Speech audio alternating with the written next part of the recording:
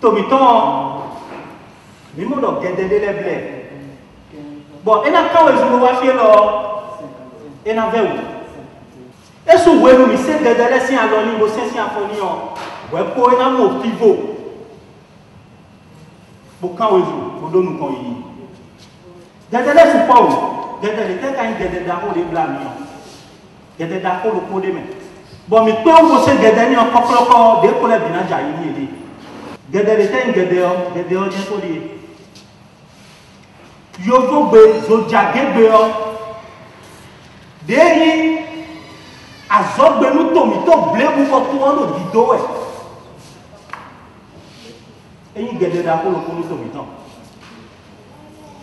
ko lo to do do budo e ngbe obu o nu mi tole mi nu yo ele ka bu o mi so tiyan emi wezon bo me da ko to gbeji adigbe deyi to bi mi to jiji boyi dangonu go somo do topa eba mi na pe wu o se zoja gegbe o de do to do budo yo mi do na zegbe mi to le do zizame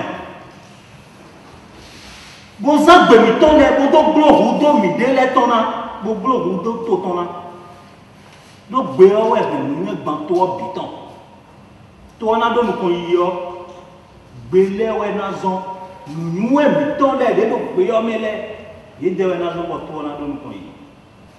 Quand on dit à dire tu vis mettons Gigi. Et deux, we clean. Banco attend les temps to mettons. Bon you alors, beku to dopo we quel temps j'ai. Oui desi mandejido de pepeu.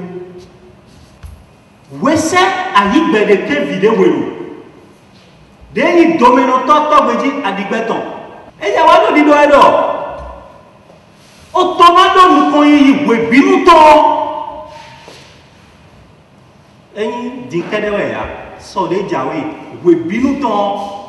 Do e ko ndo ko to lo na blo. Todo na pe wu na nu evitan le do gbeton me. Do vile we yin so nto esa gbeku de to gbeji adigbe de ton vous êtes gbemi ton le do zizan loji do gbemi ton le ko do zizan loji ya ese gbemi ton le do zizan loji bo monte bo nous plan certain oui amen nous plan certain nous tomiton bon fi de midi dian tokodo nous plan c'était temps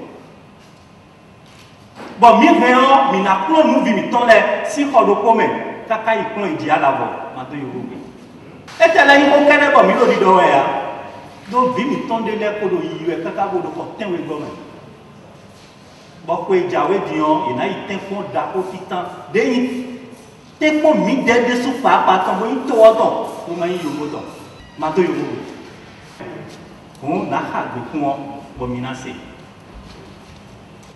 beku to doko wekele ton je wi desi madejido de pepewu as am ivi iyo agofa zaman siwe niwe muwe uvi wali gbema wama ifi akpoma shiwu uji tiwe kiwe eyeme bete eyoma homa hali akiwe kwali owa uli diu desi yowe yosi ema dion na hasio sio iton de nos zombo mi no mula nuna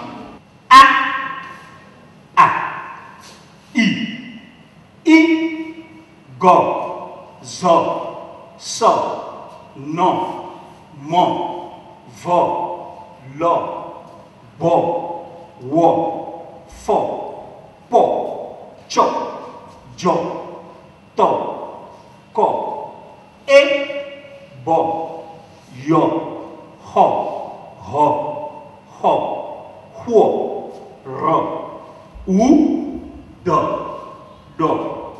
o, e.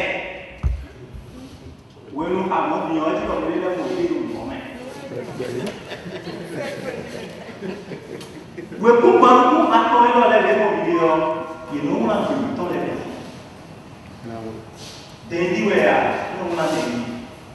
Comme vous le constatez, la mairie, à travers son maire, Angelo Évariste Avanginou, nous n'avons pas traîné les pas lorsque nous avons été sollicités, parce que nous avons compris l'importance, n'est-ce pas, donc, de la valorisation de nos langues nationales. Pour nous, cette activité, cette initiative est la bienvenue parce que nous ne pouvons pas nous développer dans la langue d'autrui. Donc, raison pour laquelle nous invitons tout le monde, toute la population, tout le Bénin en général, à accompagner, n'est-ce pas, donc, cette activité qui contribue, n'est-ce pas, donc, au développement. C'est une question, n'est-ce pas, de prise de conscience. Et il faut une large sensibilisation. Et cette sensibilisation ne peut pas avoir lieu sans une bonne volonté politique. Il faut que les autorités à tous les niveaux accompagnent cette activité-là. C'est un travail énorme qui est abattu. Les lettres conçues, élaborées, qui doivent permettre donc de comprendre, de communiquer dans toutes les langues de notre pays. Et je crois que c'est un grand chantier. Le peuple doit faire un certain nombre de choses et partout où nous sommes passés, eux-mêmes, le peuple a compris. La première des choses, c'est de mettre nos langues au travail à travers notre Constitution.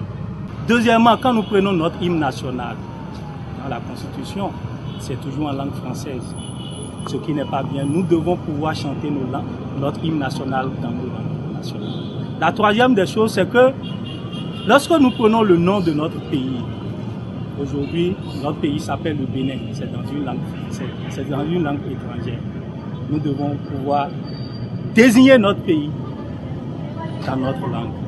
En ce moment-là, nous aurons fait un certain nombre de choses qui vont nous permettre de nous développer. L'appel que je vais lancer à nos autorités, c'est de leur dire qu'aujourd'hui, Wessé Aïk Bedekin vidéo et Togbeji Adigbe, génies de nos pays, béninois, sont béninois, ont déjà tracé le chemin pour que ce que nous n'avons pas pu faire depuis des années, nous puissions le faire. C'est quoi la chose? C'est de pouvoir avoir une langue de travail qui soit une langue nationale. Au-delà de cela, pouvoir aussi instruire nos enfants dans toutes nos langues, quelles que soient.